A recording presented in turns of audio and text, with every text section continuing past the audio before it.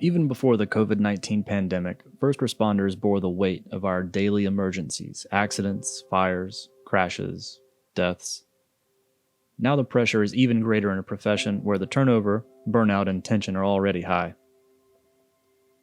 But who are the people we depend on when we call 911? I was born into this line of work, actually. My dad was a fire chief. My mother was one of the first women in Spartanburg County to become a volunteer firefighter in the early 70s. And during the day when they would answer calls, the women couldn't leave the kids at home to run fires. So we got put into car seats and put on the back of the truck and handed a hose and said, squirt water at the fire. So that's how I got started at the age of 7.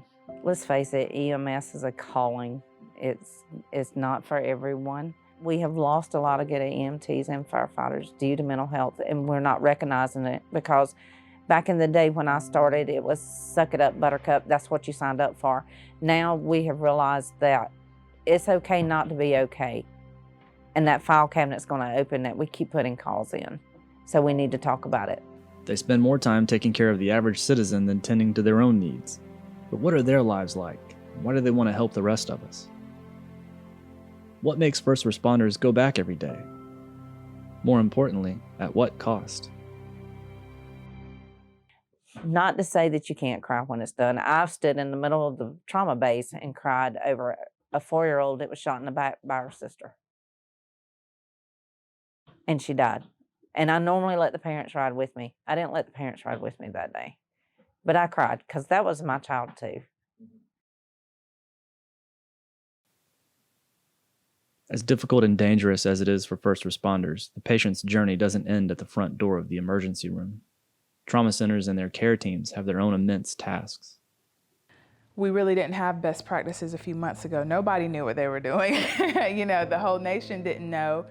So, week by week, changes were being made as we learned more.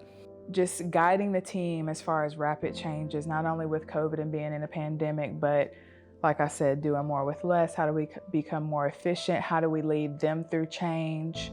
And how do we give them the best support? And then how do we educate them? Because like I said, telehealth services is a big thing. So people, needing to understand how do we use technology a little bit better, like guiding them through those big changes. We have so many new platforms right now. How do we, it's just communication. So as leaders, it's gonna be, how can we be best at communicating, keeping the team engaged and keeping them educated? For me, the best day in healthcare is being fully staffed, having the resources, and we're blessed because we are fully staffed for the most part, having the resources we need, and then having patients where we've saved a life, or even if it's not a day of heroics, we just made a difference for somebody to where we could physically see that they got something that they needed, or they came in and they're feeling better than when they came in, and that they're truly appreciative of what we did for them. I got both arms hunkered down. I've got the first-hand bag on the front. I've got the airway bag on the back. I've got the suction going on. I've got the cardiac monitor going on, and I got the Lucas going on. I mean, it's very tolling on the body. It's very physical demanding. I mean, we get spit at, we get shot at, we get threatened. I've been threatened with my life. What you're not seeing is the days that you drive home crying because you have a 2-year-old that's passed away. You're not seeing the way you can't save your own family when they pass away.